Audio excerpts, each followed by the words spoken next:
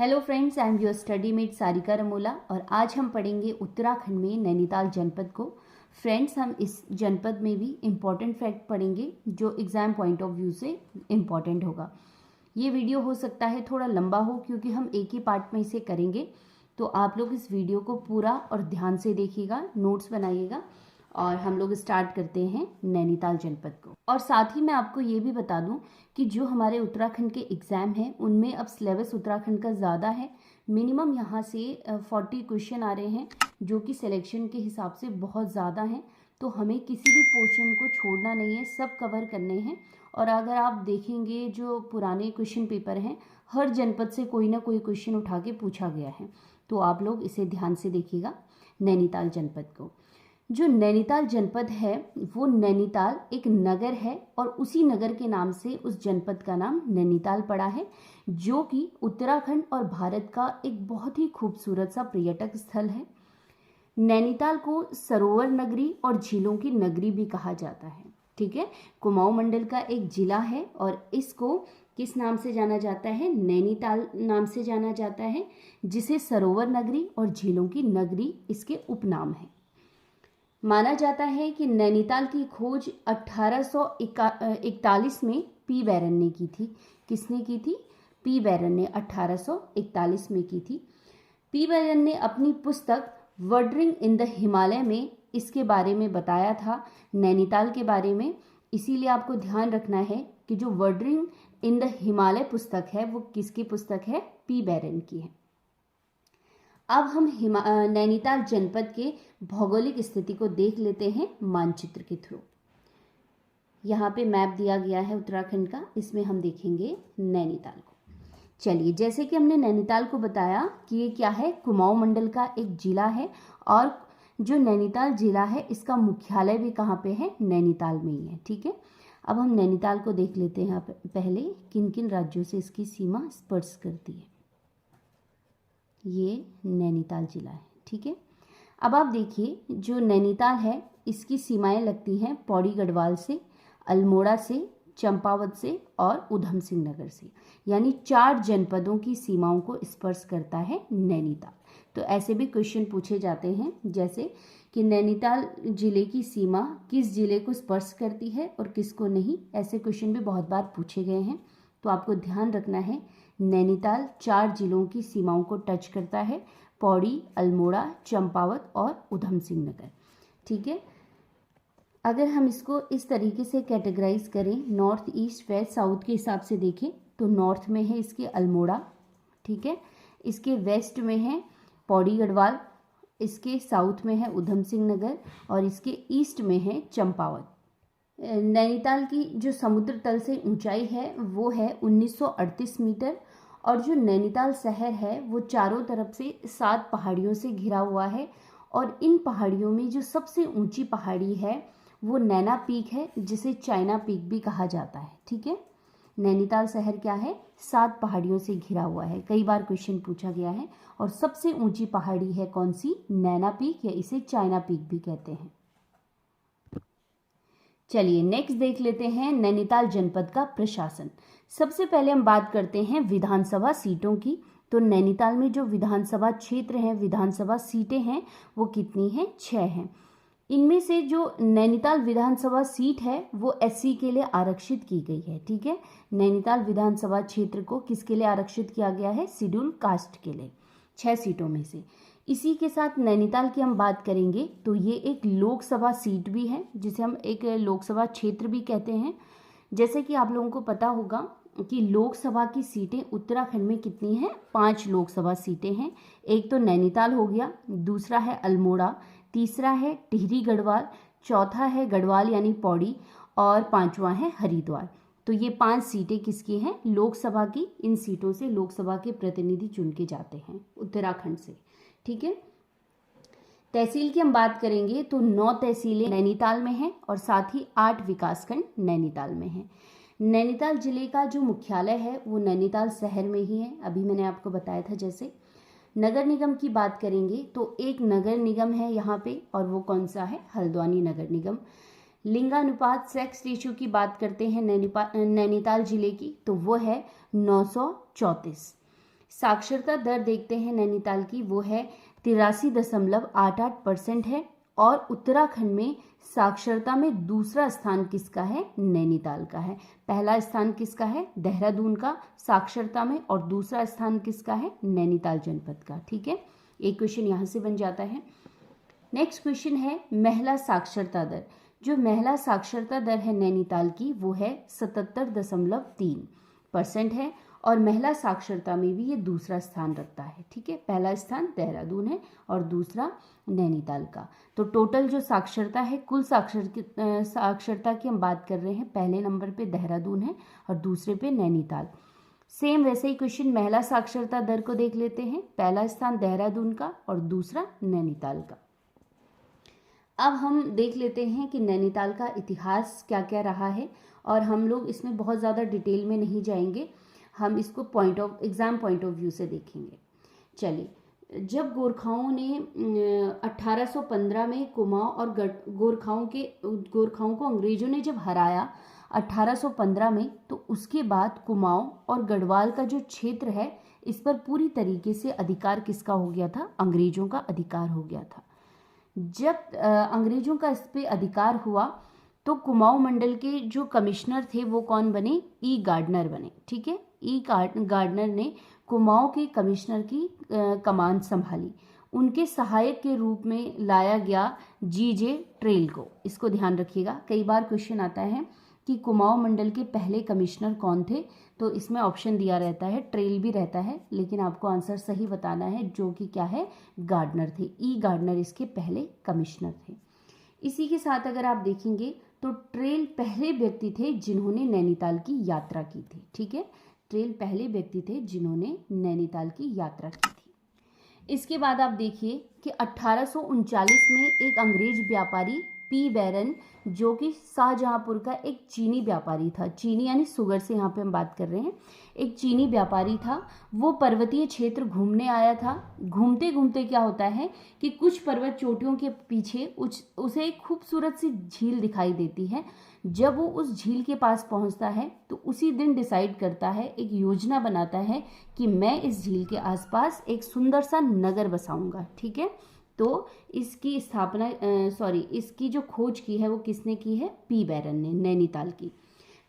उसके बाद अगर आप देखेंगे तो पी बैरन ने पहले जो नैनीताल का थोकदार था नूर सिंह, उससे इजाज़त ली और 12 बंगले बनाने का निर्णय ले लिया यहाँ पे नैनीताल में।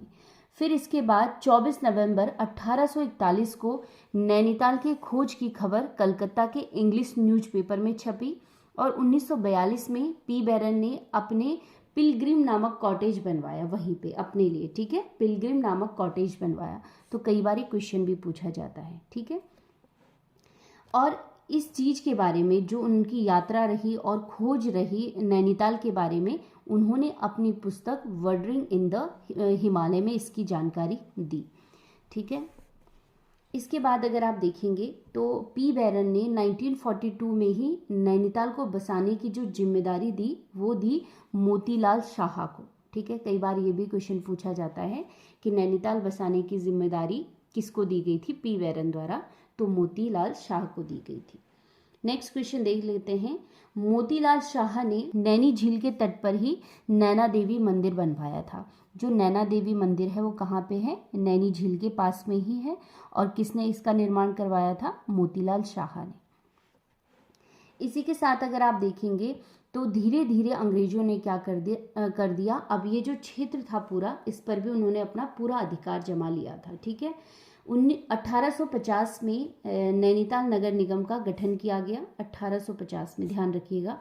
उसके बाद 1854 में कुमाऊं मंडल की स्थापना हुई। ये क्वेश्चन बहुत बार पूछा जाता है, कुमाऊं मंडल की स्थापना किस वर्ष हुई? 1854 में, 1854 में। इसी के साथ जो नैनीताल है वो छखाता परगने के अंतर्गत आता है। ठीक है, इसे याद रखिएगा, किसके अंतर्गत? छखाता परगने के अंतर्गत। 1891 में नैनीताल जिले का गठन किया गया, और 1962 तक जो नैनीताल है वो यूपी की ग्रीष्मकालीन राजधानी रहा। इसको भी ध्यान रखिएगा कि 1962 तक ये किसकी ग्रीष्मकालीन राजधानी रहा? उत्तर प्रदेश की। नेक्स्ट पॉइंट देख लेते हैं। स्कंद पुराण का एक भाग है, एक खंड है मानस खंड, और मानस खंड में नैनीताल को किस नाम से जाना गया है? त्रिऋषि सरोवर के नाम से जाना गया है। ठीक है, तो ये क्वेश्चन भी पूछा जाता है। नेक्स्ट पॉइंट है, नैनीताल नगर के बीच में एक मैंगो आकार की झील है। आपने देखा होगा, घूमने जाते होंगे नैनीताल, तो नैनीताल शहर के बीचों बीच में एक झील है जिसका आकार क्या है? मैंगो शेप में है। तो अगर आपने अब देखे होंगे जैसा क्वेश्चन बनते हैं तो उसको नाशपाती के आकार की झील भी कहने लग गए हैं, लेकिन अभी तक ये प्रचलित है मैंगो झील के नाम से। ठीक है, और इस झील को नैना झील कहते हैं। ठीक है, नैनीताल झील को किस नाम से भी जाना जाता है? नैना झील से भी, झील के नाम से जाना जाता है। और इसके चारों तरफ मैंने अभी आपको बताया कितनी पहाड़ियां हैं? 7 पहाड़ियां हैं, और इन 7 पहाड़ियों में सबसे ऊंची चोटी है चाइना पीक, या जिसे नैना पीक भी कहते हैं। और इसकी जो ऊंचाई है, कई बार ये पूछी जाती है, 2611 मीटर है। ठीक है, किसकी? चाइना पीक की। अब देख लेते हैं नैनीताल के जो प्रमुख शहर हैं तो उनकी क्या क्या विशेषताएं हैं और क्या क्या क्वेश्चन वहां से पुटअप होते हैं, वो हम देख लेते हैं। सबसे पहले हम बात करेंगे काठगोदाम की। जो काठगोदाम है कुमाऊं मंडल में नैनीताल जिले के अंतर्गत आता है। तो काठगोदाम को कुमाऊं का प्रवेश द्वार कहा जाता है। अनगिनत बार क्वेश्चन पूछा जाता है। ठीक है, काठगोदाम को कुमाऊं का प्रवेश द्वार कहा जाता है। जो काठगोदाम रेलवे स्टेशन की स्थापना हुई थी वो 1864 में हुई थी, और साथ ही काठगोदाम से थोड़ी सी दूरी पर एक पर्यटक स्थल है, उसका नाम क्या है? रानी बाग है। ठीक है, रानी बाग की ये विशेषता है कि यहाँ पर 2 नदियों का संगम होता है और वहीं पर बसा हुआ है रानी बाग। वो 2 नदियां हैं पुष्पभद्रा और गंगरांचल, ये दोनों नदियां हैं और इनके संगम पे है रानी बाग। साथ ही काठगोदाम जो है यहाँ पर है शीतला देवी मंदिर, कई बार पूछा जाता है, और सुमेलित वाले जो क्वेश्चन आते हैं उनमें ये क्वेश्चन आता है कि शीतला देवी मंदिर कहाँ पे है? तो नैनीताल के काठगोदाम में। ठीक है, जो रानी बाग है, रानी बाग में है हिंदुस्तान मशीन टूल्स लिमिटेड, इसको आप मार्क कर लीजिए, ये बहुत इंपॉर्टेंट है। हिंदुस्तान मशीन टूल्स लिमिटेड है रानी बाग हल्द्वानी में। ठीक है, चलिए नेक्स्ट देख लेते हैं भवाली। भवाली भी नैनीताल का एक छोटा सा टाउन है और ये लगभग नैनीताल से 10 से 11 किलोमीटर की दूरी पे है। यहाँ की विशेषता है सबसे पहली कि यहाँ पर उत्तराखंड न्यायिक विधि अकादमी है। ठीक है, बहुत बार क्वेश्चन पूछा जाता है ये, उत्तराखंड न्यायिक व विधि अकादमी कहाँ पे है? तो वो कहाँ है? भवाली में। साथ ही अगर आप देखेंगे तो बहुत प्रसिद्धि मिल रही है नीम करोली बाबा का जो धाम है, कैंची धाम, ये भी कहाँ पे है? भवाली में है, उसी क्षेत्र में आता है ये। साथ ही जो फिकी झरना है ये भी कहाँ पे है? भवाली में है। ठीक है, तो ये इंपॉर्टेंट हो जाता है। नेक्स्ट है मुक्तेश्वर। मुक्तेश्वर भी अगर आप देखेंगे तो बहुत ही खूबसूरत सा पर्यटक स्थल है, और यहाँ पर प्रसिद्धि इसलिए है मुक्तेश्वर की क्योंकि यहाँ पर बहुत सारे फलदार वृक्ष होते हैं, और साथ ही जो बांस बुरांस है उसके घने जंगल यहाँ पे हैं मुक्तेश्वर में। और सबसे इम्पॉर्टेंट, भारतीय पशु चिकित्सा शोध संस्थान है, वो कहाँ पे है? मुक्तेश्वर में है। कौन सा संस्थान? भारतीय पशु चिकित्सा शोध संस्थान मुक्तेश्वर में है। इस संस्थान की खासियत ये है कि इसने जो मुर्गियों में रोग होता है रानीखेत, उसके लिए टीके का जो आविष्कार किया है वो इसी संस्थान ने किया है। ठीक है, तो याद रखिएगा, मुर्गियों में रानीखेत नामक जो रोग होता है उसके लिए जो वैक्सीन, जो टीका बनवाया है वो भारतीय पशु चिकित्सा शोध संस्थान ने ही बनाया है मुक्तेश्वर में जो है। चलिए नेक्स्ट देख लेते हैं। नेक्स्ट छोटे छोटे शहर हैं जो नैनीताल के, एक है रामगढ़, दूसरा है रामनगर, दोनों अलग अलग हैं। ठीक है, रामगढ़ को प्रसिद्धि इसलिए ज़्यादा मिली है क्योंकि इसे कुमाऊं में फलों का कटोरे के नाम से जाना जाता है। किसको? रामगढ़ को। और सबसे ज़्यादा जो आड़ू का उत्पादन है वो रामगढ़ में होता है। साथ ही जो महादेवी वर्मा का जो संग्रहालय है, कवित्री थी, उनका संग्रहालय कहाँ पे है? रामगढ़ में है। ठीक है, तो ध्यान रखिएगा, आड़ू का सर्वाधिक उत्पादन रामगढ़ में, कुमाऊं के फलों का कटोरा इसे कहा जाता है, और कवित्री महादेवी वर्मा का जो संग्रहालय है वो भी रामगढ़ में है। अब हम बात कर लेते हैं रामनगर की। रामनगर जो है ये मुरादाबाद काशीपुर जो रेल पथ है इसका अंतिम स्टेशन है, इसको ध्यान रखिएगा, क्वेश्चन पूछा जाता है ऐसा भी, ठीक है। और दूसरी बात कि जो रामनगर है वो कोशी नदी के बीचों बीच में है और यहाँ पर गर्जिया देवी का मंदिर है, ठीक है। कौन सी देवी का मंदिर है? गर्जिया देवी का मंदिर है। सुमेलित वाले क्वेश्चन में या डायरेक्ट क्वेश्चन यहाँ से पूछा जाता है। चलिए नेक्स्ट देख लेते हैं हल्द्वानी शहर को, और हल्द्वानी एक नगर निगम भी है उत्तराखंड का, ठीक है। हल्द्वानी जो है वो राज्य का सबसे बड़ा व्यापारिक नगर है, इसे आप मार्क कर लीजिए। क्या है? राज्य का सबसे बड़ा व्यापारिक नगर है और किस नदी के तट पर है? गौला नदी के तट पे है। साथ ही हल्द्वानी में हल्दू पेड़ों की अधिकता के कारण इसे हल्द्वानी नाम दिया गया, ठीक है। किन पेड़ों की अधिकता के कारण? हल्दू पेड़ों की अधिकता के कारण। तो 3 चीज़ें यहाँ से अभी आप देख लीजिए। एक तो ये उत्तराखंड का सबसे बड़ा व्यापारिक नगर है, दूसरा गौला नदी के तट पे है, और तीसरा हल्दू पेड़ों की अधिकता के कारण इसे नाम दिया गया हल्द्वानी, ठीक है। बहुत प्राचीन टाइम में हल्द्वानी को कहा जाता था बमौरी। किस नाम से जाना जाता था? बमौरी नाम से। चलिए, जो आधुनिक हल्द्वानी शहर का निर्माण किया वो 1834 में विलियम ट्रेल ने किया था, ठीक है। 1834 में विलियम ट्रेल ने इसका निर्माण किया था। साथ ही हल्द्वानी में ट्रेल का एक बंगला है जिसे खाम का बंगला कहा जाता है। कई बार क्वेश्चन कैसे बन सकता है कि खाम का बंगला कहाँ पर स्थित है, ये किसका बंगला है? तो कहाँ है? हल्द्वानी में है। और किसका है? ट्रेल का है। चलिए नेक्स्ट पॉइंट है, 1884 में पहली रेलगाड़ी लखनऊ से हल्द्वानी पहुंची थी। नेक्स्ट पॉइंट है, 2011 में हल्द्वानी नगर निगम की स्थापना हुई, और साथ ही जो ये हल्द्वानी नगर निगम है ये राज्य का दूसरा बड़ा नगर निगम है, ठीक है। चलिए नेक्स्ट पॉइंट है, नाहन पर्वत श्रृंखलाएं और डाकू सुल्ताना कुआं, ये भी कहाँ पे हैं? हल्द्वानी में। इसी के साथ साथ इंदिरा गांधी अंतर्राष्ट्रीय क्रीड़ा कॉम्प्लेक्स व स्टेडियम, ये भी कहाँ है? हल्द्वानी में। और वन एवं पंचायत प्रशिक्षण अकादमी भी हल्द्वानी में है। इसी के साथ सुशीला तिवारी फॉरेस्ट कॉलेज भी हल्द्वानी में है। तो ये सारे इंपॉर्टेंट हैं तो बहुत सारी चीज़ें हल्द्वानी में, लेकिन हम एग्जाम में जो पूछी जाती हैं और पूछे जा सकते हैं वही चीज़ें हम ज़्यादा करते हैं, ठीक है। चलिए अब देख लेते हैं नैनीताल जनपद के ताल झील।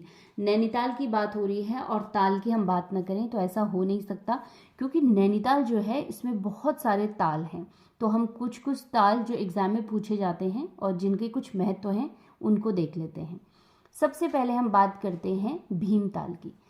जो नैना ताल है यानी नैनीताल है, इसके बारे में तो मैंने आपको बता दिया है कि नैनीताल शहर जो है इसके बीचों बीच में ये झील है। इसके साइड में क्या है? 7 चोटियां हैं। सबसे ऊंची चोटी कौन सी है वो तो हमने देख ली है। इसके अलावा नैनीताल में है भीमताल। जो भीमताल है वो कुमाऊं क्षेत्र का सबसे बड़ा ताल है, ध्यान रखिएगा इसे, ठीक है। कुमाऊं क्षेत्र का सबसे बड़ा ताल है और इस झील के बीच में एक द्वीप है और जहाँ पर एक रेस्टोरेंट खोला गया है, तो काफ़ी आकर्षक ये झील लगती है इस कारण से। और जो भीमताल है इसका जो शेप है वो कैसा है? ट्राइंगल है, त्रिभुजाकार है। नेक्स्ट है नौकुचिया ताल। नौकुचिया ताल ये है की विशेषता ये है कि ये कुमाऊं क्षेत्र की सबसे गहरी झील है और इस नौकुचिया ताल में कितने कोने हैं? 9 कोने हैं, ठीक है। और आगे भी क्या नाम पड़ा है इसका? नौकुचिया ताल तभी पड़ा है, 9 कोने हैं। कई बार क्वेश्चन कैसे बनता है, 9 कोनों वाली झील कौन सी है? तो कौन सी है? नौकुचिया ताल। नेक्स्ट देख लेते हैं नल ताल को। नल ताल को कमल ताल के नाम से भी जाना जाता है, क्योंकि इस ताल में कमल के फूल बहुत अधिक मात्रा में खिलते हैं, ठीक है। और ये भी कहाँ है? नैनीताल में। नेक्स्ट देख लेते हैं 7 ताल। 7 ताल जो है वो 7 झीलों के समूह से बनी हुई है और इसमें कितने कोने हैं? 5 कोने हैं। इन 7 झीलों में जैसे नल दमयंती ताल है, पन्ना ताल है, गरुड़ ताल, राम सीता ताल, इन ऐसे 7 तालों से मिलकर बनी है, जिसमें बहुत सारे ताल ऐसे हैं जिनका जल सूख गया है। इसी के साथ जो 7 ताल है इसकी जो आकृति है, कई बार यहाँ से क्वेश्चन पूछा जाता है, इसकी जो आकृति है वो अश्व खुर की तरह है, ठीक है। घोड़े का जैसे खुर होता है ना, उसकी तरह ये है। और कुमाऊं की अगर देखी जाए तो सबसे रमणीक झील है, सबसे खूबसूरत और आनंदमय झील कौन सी है? सात ताल है। चलिए नेक्स्ट है खुरपा ताल। खुरपा यानी जो जानवर का खुर होता है उसके आकार की ये झील है और इसकी खासियत क्या है कि ये गहरे हरे रंग की झील है। ठीक है, तो ये क्या थे नैनीताल के प्रमुख ताल। और भी बहुत सारे ताल हैं लेकिन हमने वही पढ़े हैं जो एग्जाम पॉइंट ऑफ व्यू से इम्पोर्टेंट है। साथ ही नैनीताल का जो काला डूंगी और रामगढ़ है वहाँ पर लोहे का मैग्नेटाइट जो अयस्क है वो बहुत अधिक मात्रा में मिलता है। और राज्य में, उत्तराखंड राज्य में सर्वाधिक जो लोहा है वो नैनीताल जनपद में मिलता है। ठीक है, अगर आपके पास क्वेश्चन आता है कि उत्तराखंड के किस जनपद में सबसे ज़्यादा लोहा प्राप्त होता है तो वो कौन सा है? नैनीताल है। और इसका अगर पर्टिकुलर अयस्क पूछा जाएगा तो मैग्नेटाइट है। चलिए इसके अलावा देख लेते हैं टिफिन टॉप, शेर का डांडा, मनोरा पहाड़ी, चाइना पीक, ये सब कहाँ पे हैं? नैना झील के पास हैं। ठीक है, चलिए नेक्स्ट है डेयरी शोध एवं विकास केंद्र, ये भी कहाँ पे है? नैनीताल में। नेक्स्ट पॉइंट देख लेते हैं एशिया का सबसे बड़ा कागज उद्योग सेंचुरी पेपर एंड बोर्ड कहाँ पे है? लाल कुआं, नैनीताल में। ठीक है, अब आपके पास जैसे क्वेश्चन आएगा कि लाल कुआं किस जनपद में है तो कहाँ पे है? नैनीताल में। और सबसे ज़्यादा कागज उद्योग के लिए ये प्रसिद्ध है। ठीक है, एशिया का सबसे बड़ा जो कागज उद्योग है सेंचुरी पेपर एंड बोर्ड, ये कहाँ पे है? लाल कुएं में है। चलिए नेक्स्ट पॉइंट देख लेते हैं जो नंदौर वन्यजीव विहार है यानी वाइल्ड लाइफ सेंचुरी है वो नैनीताल और उधम सिंह नगर के बॉर्डर में है और इसकी स्थापना हुई है 2012 में। ठीक है, नंदौर वन्यजीव विहार 2012 में स्थापित, कहाँ पे? नैनीताल और उधम सिंह नगर में है। ठीक है, नेक्स्ट बहुत इंपॉर्टेंट पॉइंट देख लीजिए कि प्रतिशत की दृष्टि से सबसे ज़्यादा वन क्षेत्र कहाँ पे हैं तो वो कहाँ पे हैं? नैनीताल में। हम क्षेत्रफल की बात कर रहे हैं, परसेंटेज की बात कर रहे हैं, सबसे ज़्यादा कहाँ पे हैं? नैनीताल में है। साथ ही आप यहीं पे देख लीजिए कि उत्तराखंड राज्य में सबसे सघन वन भी कहाँ पे हैं? नैनीताल में है। सबसे घने वन भी कहाँ पे हैं? नैनीताल में। तो क्षेत्रफल की दृष्टि से सबसे पहले नंबर पे है और सबसे ज़्यादा सघन वनों के नंबर पे भी सबसे ज़्यादा पहले नंबर पे नैनीताल है। चलिए अब देख लेते हैं हम जिम कॉर्बेट नेशनल पार्क को। जो जिम कॉर्बेट नेशनल पार्क है ये एशिया का और देश का पहला नेशनल पार्क है। ठीक है, याद रखिएगा इस चीज़ को, देश और एशिया का पहला नेशनल पार्क है। इसकी स्थापना 1936 में हुई थी और इसको पहले किस नाम से स्थापित किया गया? हेली नेशनल पार्क के नाम से। यानी सबसे पहले इसका नाम क्या था? 1936 में हेली नेशनल पार्क था। इसके बाद स्वतंत्रता के बाद इसका नाम पड़ा रामगंगा नेशनल पार्क, क्योंकि आप देखेंगे जो कॉर्बेट नेशनल पार्क है इसके साइड से जो नदी होके जाती है वो रामगंगा नदी जाती है, इसीलिए यानी कॉर्बेट नेशनल पार्क की जो जीवनदायी नदी है वो कौन सी है? रामगंगा नदी है। ठीक है, और रामगंगा नेशनल पार्क को फिर इसी नाम से जाने लगा।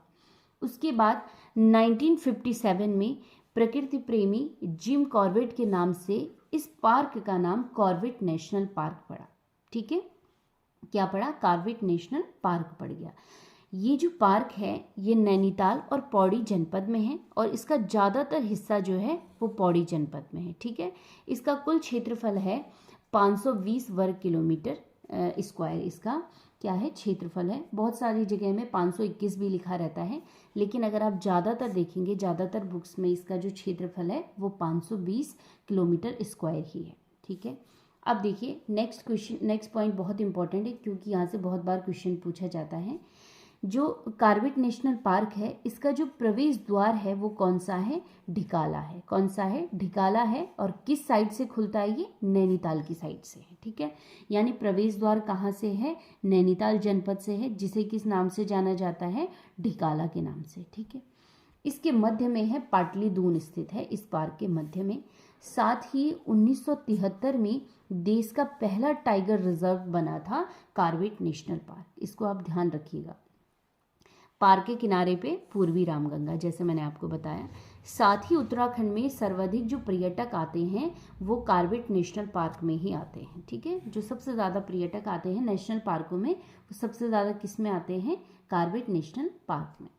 चलिए, 2013 में क्या किया गया कि जो कार्बेट नेशनल पार्क है इसके लिए एक स्पेशल टाइगर प्रोटेक्शन फोर्स का गठन किया गया, और इस फोर्स का जो गठन किया गया वो मानव के लिए किया गया कि मानव किस प्रकार से जो बाघों का शिकार है वो करते हैं अनावश्यक तरीके से, तो मानव के लिए इस फोर्स का गठन किया गया, ठीक है। तो धीरे धीरे अगर आप देखेंगे तो कार्बेट नेशनल पार्क में जो टाइगर की संख्या है, बाघों की संख्या है, वो बढ़ती जा रही है बहुत तेजी से। चलिए, ये था कार्बेट नेशनल पार्क, और सारे पॉइंट जो हैं वो एग्जाम पॉइंट ऑफ व्यू से इंपॉर्टेंट हैं, तो आप सारे नोट डाउन करके लिखेंगे।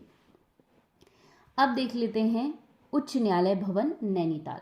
तो उत्तराखंड का जो उच्च न्यायालय है वो कहाँ पे है? नैनीताल में, ठीक है। इसे भी ध्यान रखिएगा, नैनीताल में है वो।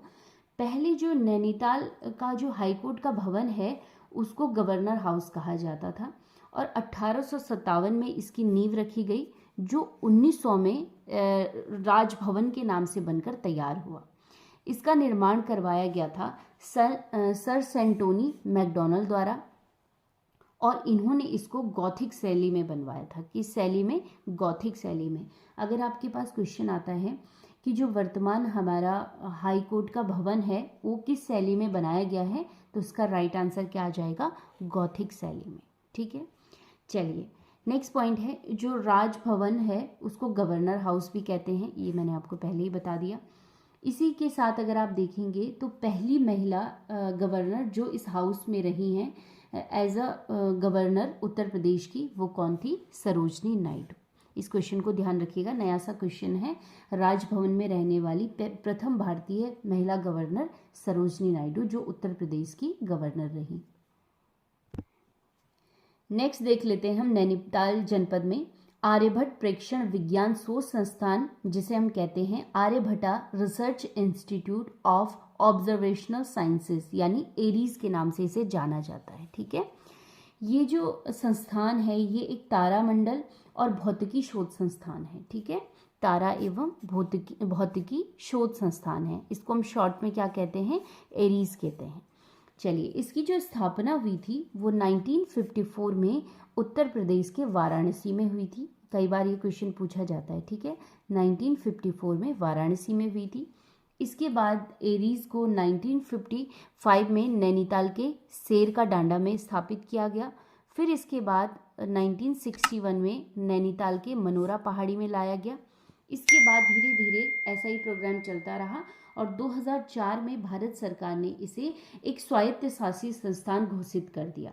उसके बाद अगर आप देखेंगे तो 2016 में भारत के प्रधानमंत्री नरेंद्र मोदी और बेल्जियम के प्रधानमंत्री चार्ल्स मिशेल ने 2016 में एशिया की सबसे बड़ी दूरबीन, क्या है ये? एशिया की सबसे बड़ी दूरबीन देवस्थल ऑप्टिकल टेलीस्कोप को बेल्जियम की राजधानी ब्रुसेल से रिमोट के द्वारा इसका शुभारंभ किया, ठीक है। दो नेताओं ने, भारत और बेल्जियम के, यानी ये जो टेलीस्कोप स्थापित किया गया है ये दो देशों का सामूहिक प्रयास है। और कौन कौन से हैं वो दो देश? भारत और बेल्जियम।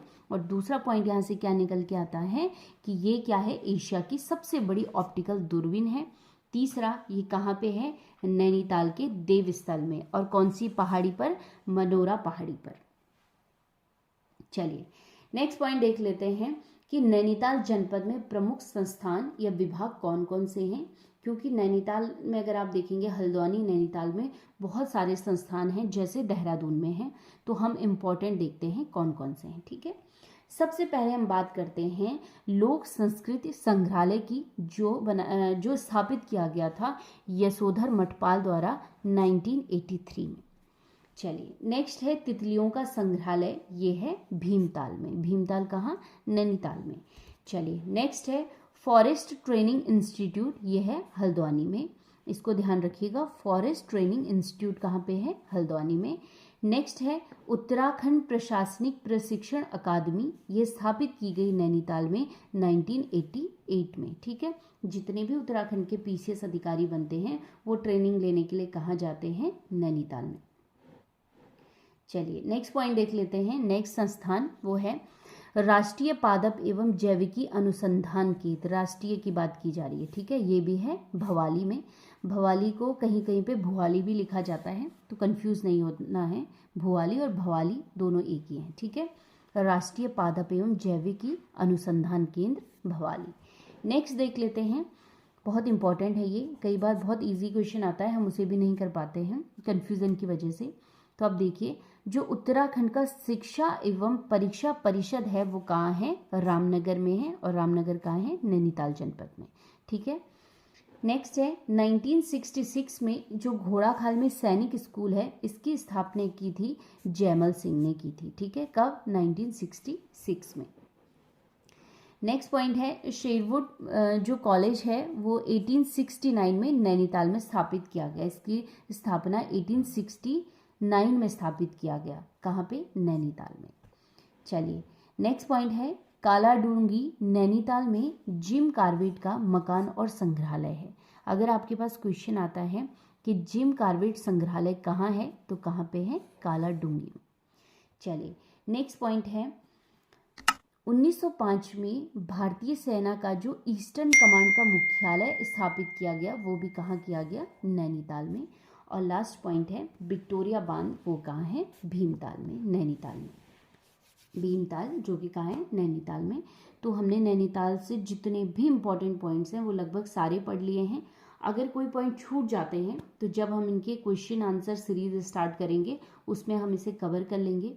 तो प्लीज़ आप लोगों को, कई बार लगता है कि बहुत इजी है, हमने बहुत बार पढ़ा है, पर ऐसा नहीं होता है। जब हम क्वेश्चन पेपर देने जाते हैं तो वो प्रेशर अलग ही होता है, वहाँ पे हम इजी क्वेश्चन को भी गलत करके आ जाते हैं। तो इसलिए जितने भी प्रैक्टिस सेट हैं या हमने डिस्ट्रिक्ट के वीडियो बनाए हैं, तो आप लोग इनको ध्यान से और पूरा देखिएगा, नोट्स बनाते हुए चलिए। मिलते हैं हम नेक्स्ट वीडियो में, तब तक के लिए धन्यवाद।